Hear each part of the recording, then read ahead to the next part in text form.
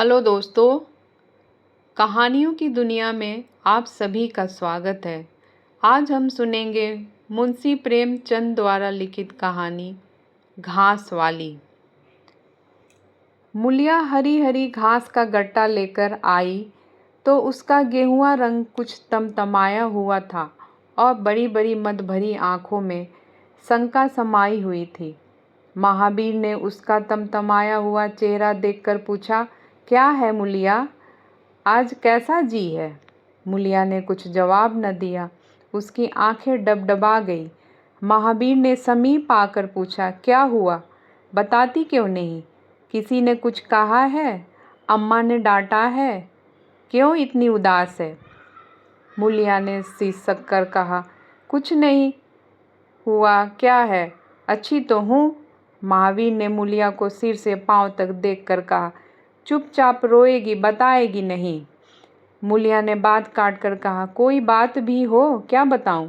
मूलिया उस उसर में गुलाब का फूल थी। गेहुआ रंग था, हिरन की सी आंखें, नीचे खिंचा हुआ चुबन, चिबुक, कपोलों पर हल्की लालिमा, बड़ी बड़ी नुकीली पलकें, आँखों में एक विचित्र आर्द्रता जिसमें एक स्पष्ट वेदना, एक मूक व्यथा झलकती रहती थी। मालूम नहीं चमारों के इस घर में वह अप्सरा कहाँ से आ गई थी।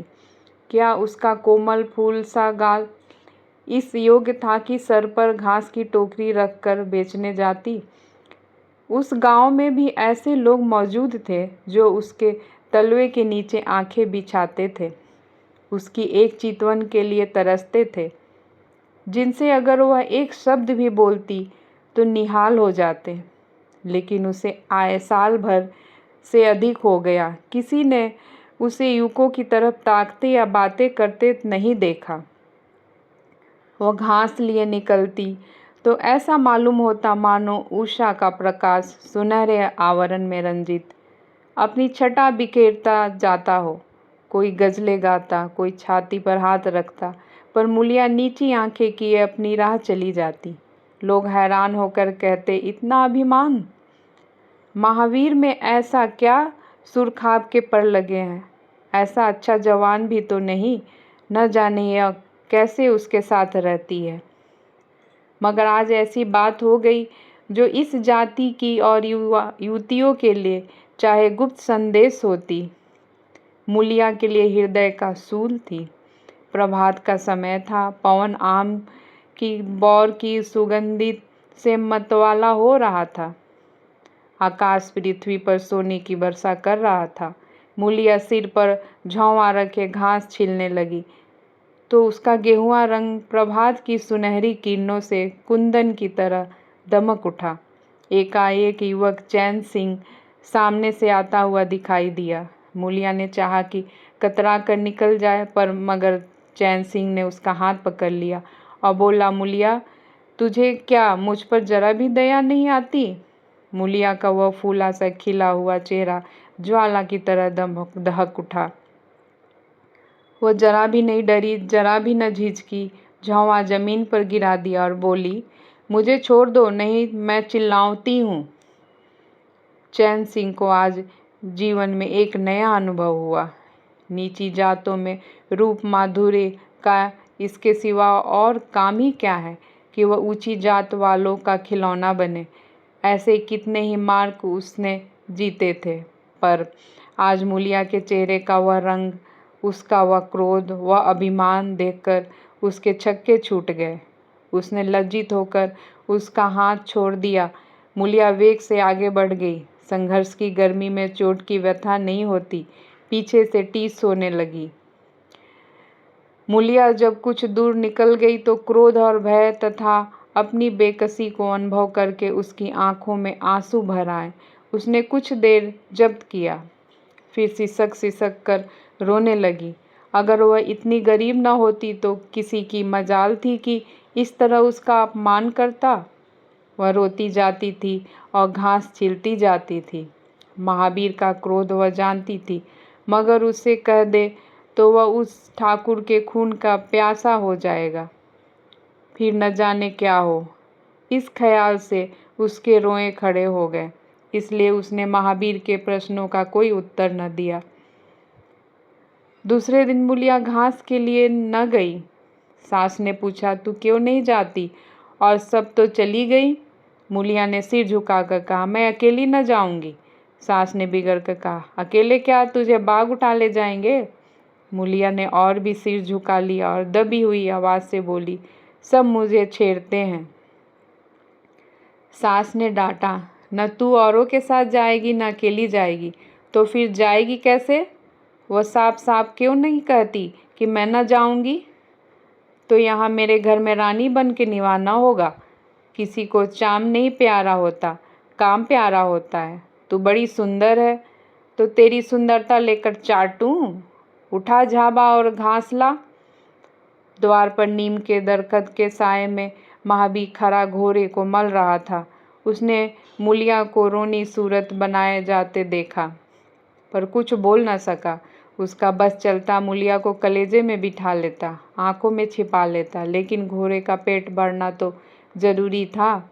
घास मोल लेकर खिलाए तो 12 आने रोज से कम न पड़े। ऐसी मजदूरी ही कौन होती है?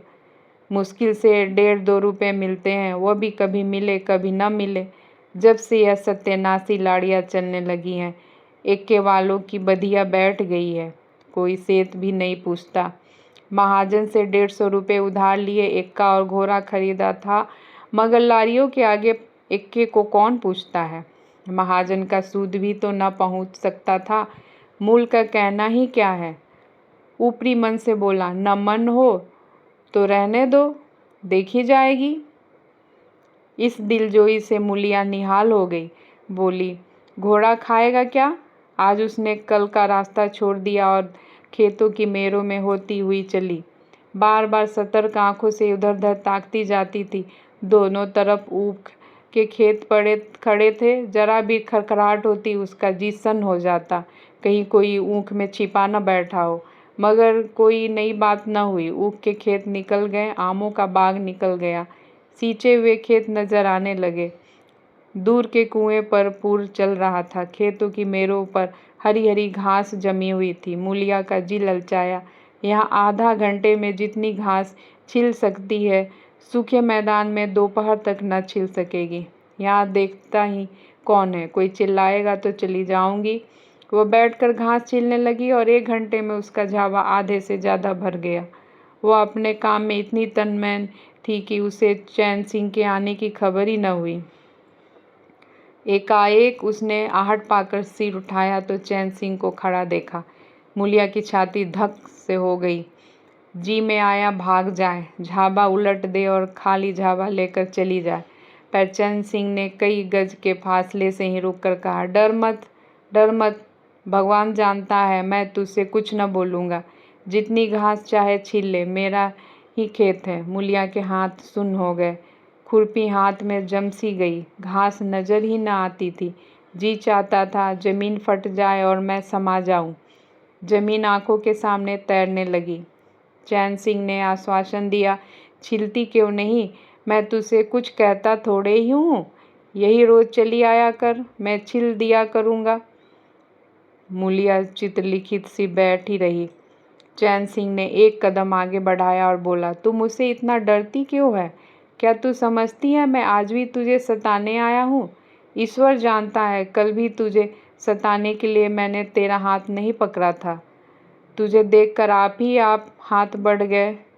मुझे कुछ सूध ही न रही। तू चली गई तो मैं भी वहीं बैठकर घंटों रोता रहा। जी में आता था हाथ काट लूँ, कभी जी चाहता था जहर खा लूँ। तभी से तुझे ढूंढ रहा हूँ। आज तू इस रास्ते से चली आई, मैं सारा हार छानता हुआ यहाँ आया हूँ। अब जो सज़ा तेरे जी में आवे दे दे। अगर तू मेरे सिर भी काट ले तो गर्दन न हिलाऊंगा। मैं सौदा था, लुच्चा था, लेकिन जब से तुझसे देखा है मेरे मन से सारी खोट मिट गई है। अब तो यही जी चाहता है कि तेरा कुत्ता होता और तेरे पीछे पीछे चलता, तेरा घोड़ा होता। तब तो तू अपने हाथों से मेरे सामने घास डालती। किसी तरह यह चोला तेरे काम आवे। मेरे मन की यह सबसे बड़ी लालसा है। मेरी जवानी काम ना आवे अगर मैं किसी खोट से ये बातें कह रहा हूँ। बड़ा भाग्यवान था महावीर जो ऐसी देवी उसे मिली। मूलिया चुपचाप सुनती रही, फिर नीचा सिर किए भोलेपन से बोली, तो तू मुझे क्या करने को कहते हो? चैन सिंह और समीप आकर बोला, बस तेरी दया चाहता हूँ। मूलिया ने सिर उठाकर उसकी ओर देखा। उसकी लज्जा न जाने कहाँ गायब हो गई। चुभते हुए शब्दों में बोली, तुमसे एक बात कहूँ, बुरा तो न मानोगे? तुम्हारा ब्याह हो गया है या नहीं? चैन सिंह ने दबी जबान में कहा, ब्याह तो हो गया है, लेकिन ब्याह क्या है, खिलवाड़ है। मूलिया के होठों पर अवहेलना की मुस्कुराहट चलक गई। बोली, फिर भी अगर मेरा आदमी तुम्हारी औरत से इसी तरह बातें करता तो तुम्हें कैसा लगता? तुम उसकी गर्दन काटने पर तैयार हो जाते कि नहीं? बोलो, क्या समझते हो कि महावीर चमार है तो उसकी देह में लहू नहीं है? उसे लज्जा नहीं है? अपने मर्यादा का विचार नहीं है? मेरा रूप रंग तुम्हें भाता है? क्या घाट के किनारे मुझसे कहीं सुंदर औरतें नहीं घुमा करती? मैं उनके तलवों की बराबरी भी नहीं कर सकती। तुम उसमें से किसी से क्यों नहीं दया मांगते? क्या उनके पास दया नहीं है? मगर वहाँ तुम न जाओगे, क्योंकि वहाँ जाते तुम्हारी छाती दहलती है। मुझसे दया मांगते हो इसलिए न कि मैं चमारिन हूँ, नीच जाती हूँ, और नीच जाति की औरत जरा सी सुघड़ी धमकी व जरा सी लालच से तुम्हारी मुट्ठी में आ जाएगी। कितनी सस्ता सौदा है। ठाकुर हो न ऐसा सस्ता सौदा क्यों छोड़ने लगा? चैन सिंह लज्जित होकर बोला, मूला यह बात नहीं, मैं सच कहता हूँ, इसमें ऊंच नीच की बात नहीं है। सब आदमी बराबर है। मैं तो तेरे चरणों पर सिर रखने को तैयार हूँ। मूलिया, इसलिए न कि जानते हो मैं कुछ न कर नहीं कहीं कर सकती। जाकर किसी खतरानी के चरणों पर सिर रखो तो मालूम हो कि चरणों पर सिर रखने का क्या फल मिलता है। फिर यह सिर तुम्हारी गर्दन पर न रहेगा। चैन सिंह मारे शर्म के जमीन में गड़ा जाता। उसका मुंह ऐसा सूख गया था मानो महीनों की बीमारी से उठाओ। मुंह से बात न निकलती थी। मूलिया इतनी वाक्पटु है उसका उसे गुमान भी न था। मूलिया फिर बोली, मैं भी रोज़ बाजार जाती हूँ, बड़े बड़े घरों का हाल जानती हूँ। मुझे किसी बड़े घर का नाम बता दो जिसमें कोई साइस, कोई कोचवान, कोई कहार, कोई पांडा, कोई महाराज न घुसा बैठा हो। यह सब बड़े घरों की लीला है, और वह औरतें जो कुछ करती हैं ठीक करती हैं। उनके घर वाले भी तो चमारियनों और कहारिनों पर जान देते फिरते हैं। लेना देना बराबर हो जाता है। बेचारे गरीब आदमियों के लिए यह बातें कहाँ? मेरे आदमी के लिए संसार में जो कुछ हूँ मैं ही हूँ। वह किसी दूसरी महरीर की ओर आँख उठाकर भी नहीं देखता। संयोग की बात है कि मैं तनिक सुंदर हूँ, लेकिन मैं काली कलूठी भी होती तब भी वह मुझे इसी तरह रखता। इसका मुझे विश्वास है। मैं चमारिन होकर भी इतनी नीच नहीं हूँ कि विश्वास का बदला खोट से दूँ। हाँ, वह अपने मन की करने लगे, मेरी छाती पर मूंग दलने लगे तो मैं भी उसकी छाती पर मूंग दलूँगी। तुम मेरे रूप ही के दीवाने हो ना? आज मुझे माता निकल आए, कहीं कानी हो जाऊं तो मेरी और ताकोगे भी नहीं। बोलो, झूठ कहती हूँ? चैन से इनकार न कर सका। मूलिया ने उसी गर्व से भरे हुए स्वर में कहा, लेकिन मेरी एक नहीं दोनों आंखें फूट जाए तब भी वह मुझे इसी तरह रखेगा। मुझे उठवाएगा, बैठाएगा, खिलवाएगा। तुम चाहते हो मैं ऐसे आदमी के साथ कपट करूं? जाओ, अब मुझे कभी न छेड़ना, नहीं अच्छा न होगा।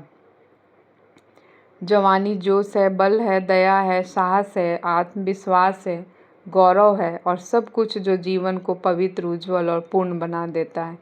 जवानी का नशा घमंड है, निर्दयता है, स्वार्थ है, शेखी है, विषय वासना है, कटुता है और वह सब कुछ जो जीवन को पशुता, विकार और पतन की ओर ले जाता है।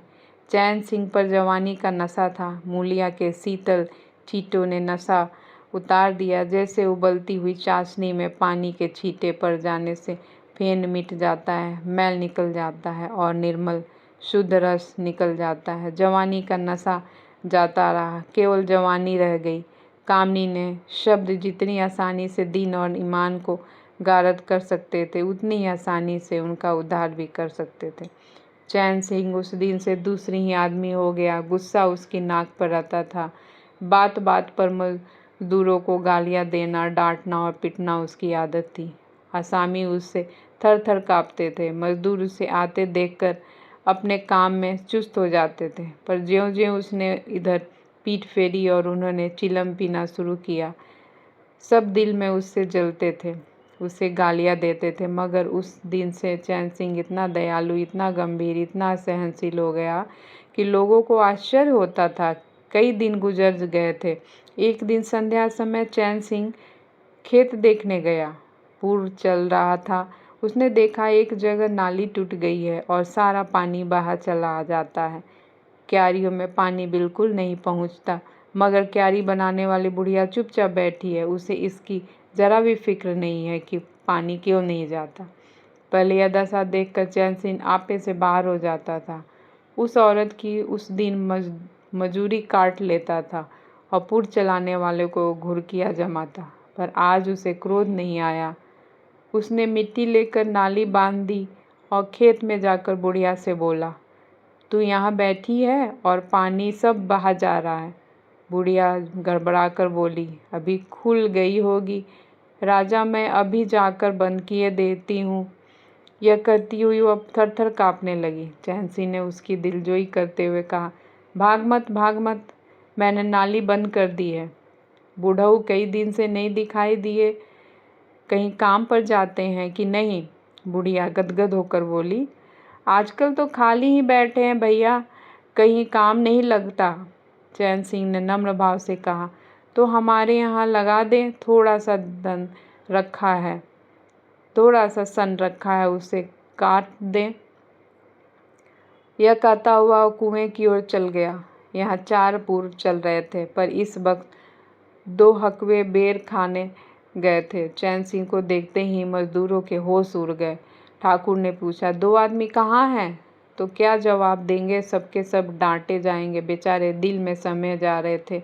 चैन सिंह ने पूछा, वह दोनों कहाँ चले गए? किसी के मुंह से आवाज़ न निकली। सहसा सामने से दोनों मजदूर धोती के एक कोने में बेर भरे आते दिखाई दिए।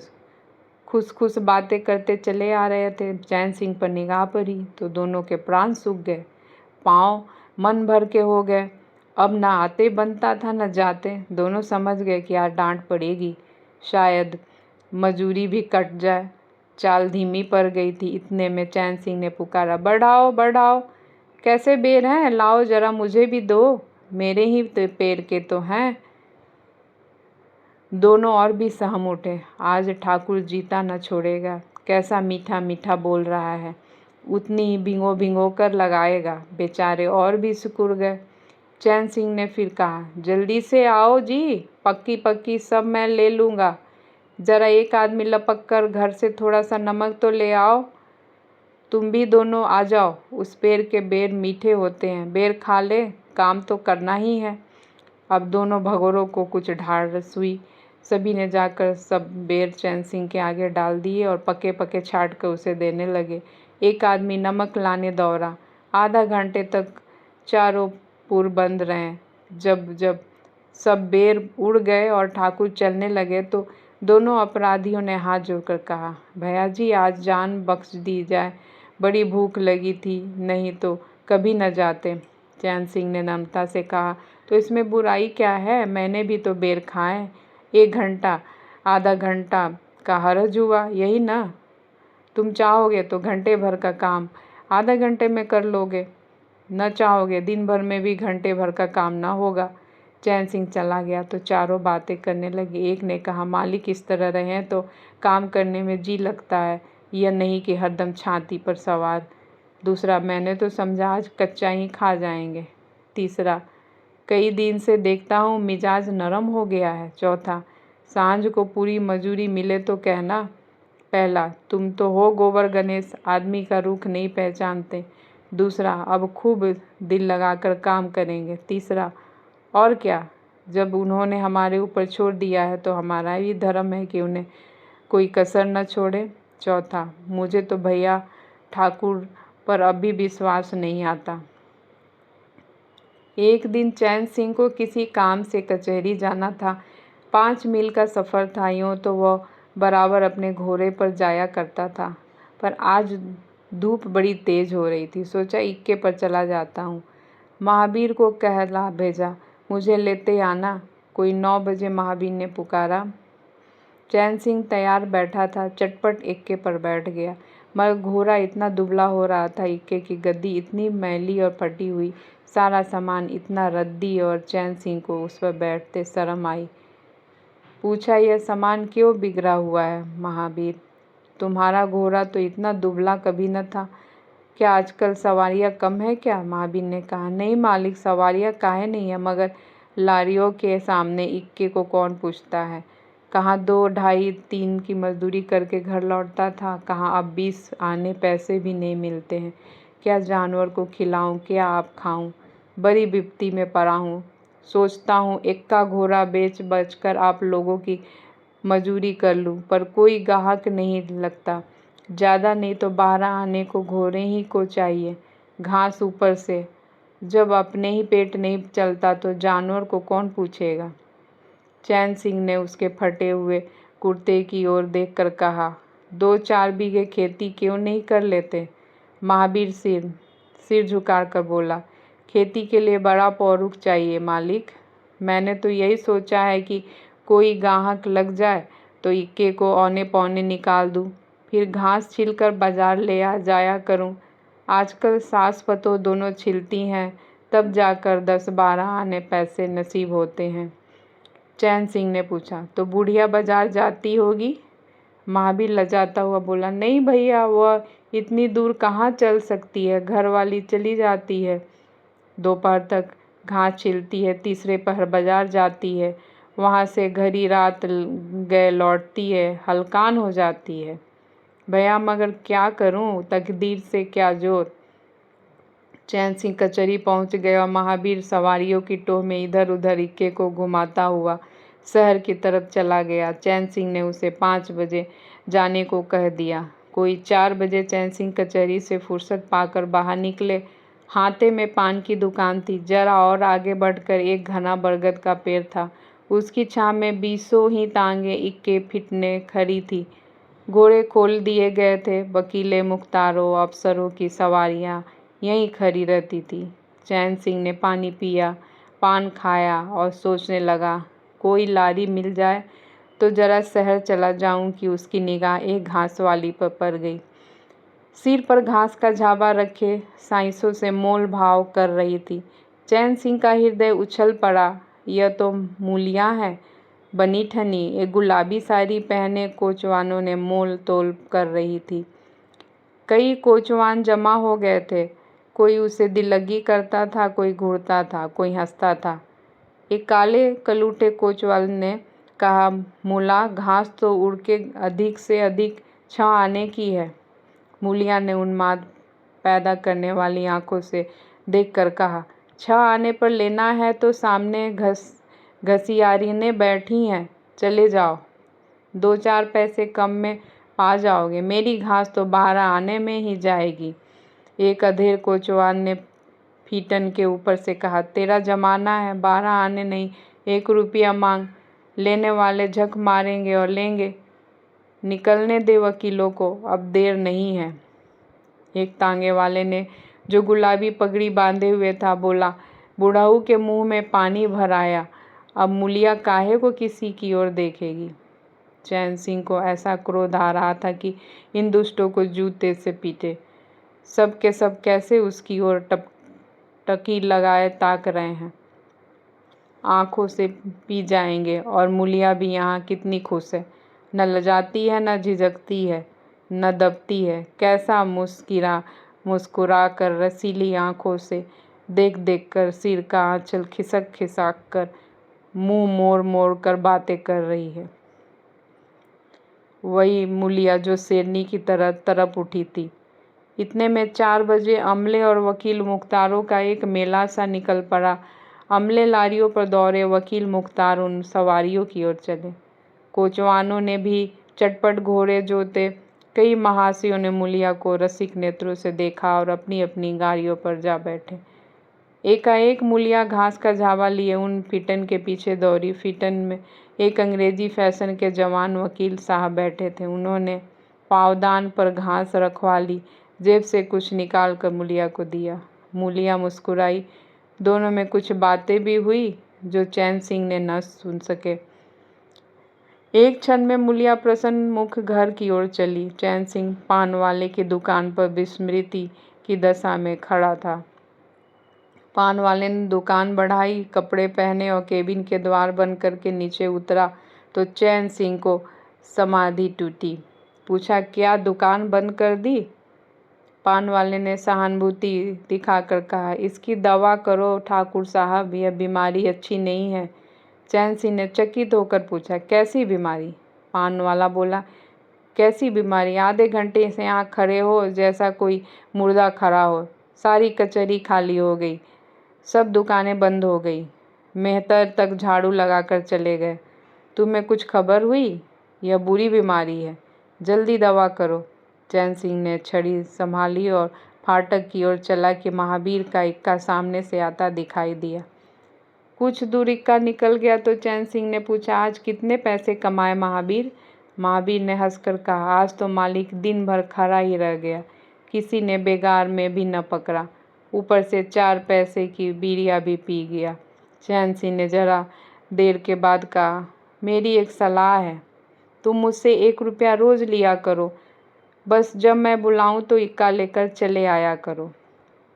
तब तो तुम्हारी घरवाली को घास लेकर बाजार न जाना पड़ेगा। बोला, मंजूर है? महावीर ने सजल आंखों से देखकर कहा, मालिक आप ही का तो खाता हूँ, आपकी पर्जा है, जब मर्जी हो पकड़ मंगवाइए, आपसे रुपए। चैन सिंह ने बात काट कर कहा, नहीं, मैं तुमसे बेगार नहीं लेना चाहता, तुम मुझसे 1 रुपया रोज ले जाया करो। घास लेकर घास वाली को बाजार मत भेजा करो, तुम्हारी आबरू मेरी आबरू है। और भी रुपए पैसे का सब काम लगे, बेखटके चले आया करो। हाँ देखो, मूलिया से इस बात की भूल कर भी चर्चा न करना, क्या फ़ायदा। कई दिनों के बाद संध्या समय मूलिया चैन सिंह से मिली। चैन सिंह आसामियों से मालगुजारी वसूल करके घर की ओर लपका जा रहा था कि उसी जगह जहाँ उसने मूलिया की बाँह पकड़ी थी। मूलिया की आवाज़ कानों में आई। उसने ठिठक कर पीछे देखा तो मूलिया दौड़ी आ रही थी। बोला, क्या है मूल, क्यों दौड़ती हो? मैं तो खड़ा हूँ, मूलिया ने हाँफते हुए कहा। कई दिन से तुमसे मिलना चाहती थी, आज तुम्हें आते देखा तो दौड़ी। अब मैं घास बेचने नहीं जाती, चैन सिंह ने कहा। बहुत अच्छी बात है, क्या तुमने कभी मुझे घास बेचते देखा है? हाँ, एक दिन देखा था। क्या महावीर ने तुझसे सब कह डाला? मैंने तो मना कर दिया था, वह मुझसे कोई बात नहीं छिपाता। कोई एक क्षण चुप खड़े रहे, किसी को कोई बात न सूझती थी। एकाएक मूलिया ने मुस्कुरा कर कहा, यहाँ तुमने मेरी बाँह पकड़ी थी। चैन सिंह ने लज्जित होकर कहा, उसको भूल जाओ मूल, मुझ पर जाने कौन सा भूत सवार था। मूलिया गदगद कंठ से बोली, उसे क्यों भूल जाऊं? उसी बाह गए कि ये लाज तो निभा रहे हो, गरीब आदमी से जो चाहे करवाए। तुमने मुझे बचा लिया। फिर दोनों चुप हो गए। जरा देर के बाद मूलिया ने फिर कहा, तुमने समझा होगा मैं हंसने बोलने में मगन हो रही थी। चैन सिंह ने बलपूर्वक कहा, नहीं मूलिया, मैंने एक क्षण के लिए भी नहीं समझा। मूलिया मुस्कुराकर बोली, मुझे तुमसे यही आशा थी और है। पवन सींचे हुए खेतों में विश्राम करने जा रहा था, सूर्य निशा की गोद में विश्राम करने जा रहा था और उस मलिन प्रकाश में चैन सिंह मूलिया की विलीन होती हुई रेखा को खड़ा देख रहा था। दोस्तों, इस कहानी को सुनने के लिए आपका बहुत बहुत धन्यवाद। मैं फिर हाजिर होंगी एक नई कहानी के साथ। तब तक के लिए नमस्कार।